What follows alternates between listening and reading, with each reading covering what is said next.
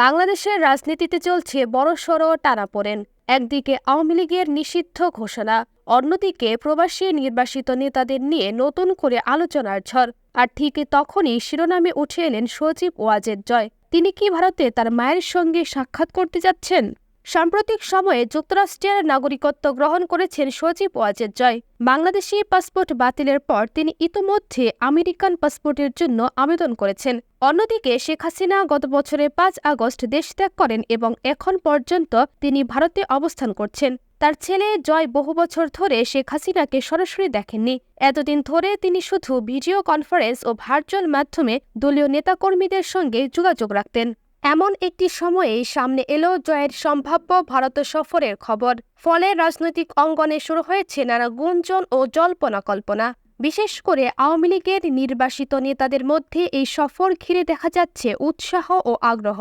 এটি এমন এক সময় যখন বাংলাদেশের অন্তর্বর্তীকালীন সরকার আনুষ্ঠানিকভাবে আওয়ামী লীগকে নিষিদ্ধ ঘোষণা করেছে। গত ১০ মে এক সরকারি প্রজ্ঞাপনে অন্তর্বর্তীকালীন সরকার আওয়ামী লীগ ও এর সব সহযোগী সংগঠনের সব ধরনের অনলাইন ও অফলাইন কার্যক্রম নিষিদ্ধ করে। এরপর ১২ মে নির্বাচন কমিশন দলটির নিবন্ধন বাতিল করে দেয়। স্বরাষ্ট্র মন্ত্রণালয়ের এক বিজ্ঞপ্তিতে বলা হয়, আওয়ামী লীগের বিচার প্রক্রিয়া ও নেতাদের বিরুদ্ধে সন্ত্রাসবিরোধী ট্রাইব্যুনালের রায় না হওয়া পর্যন্ত দলটির কোনো কার্যক্রম অনুমোদিত নয়। সভা সমাবেশ, সেমিনার, গণমাধ্যম বা সামাজিক যোগাযোগ মাধ্যম সবখানে নিষেধাজ্ঞা। এই পরিস্থিতিতে সজীব ওয়াজেদ জয়ের সফর কেবল পারিবারিক পুনর্মিলন নয়, হতে পারে রাজনৈতিকভাবেও তাৎপর্যপূর্ণ।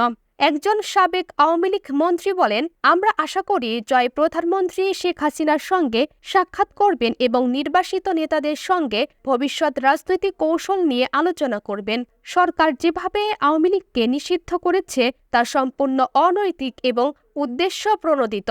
বাংলাদেশের রাজনীতিতে এর পরিণতি কি হতে পারে তা সময় বলে দেবে। তবে একথা নিশ্চিত, সজীব ওয়াজেদ জয়ের ভারত সফর ঘিরে নতুন করে উত্তাপ ছড়াচ্ছে দক্ষিণ এশিয়ার রাজনৈতিক মঞ্চে।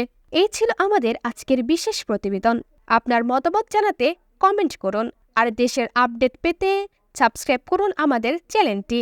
তামান্না আক্তার মীরা, আগামী সকাল নিউজ, ঢাকা।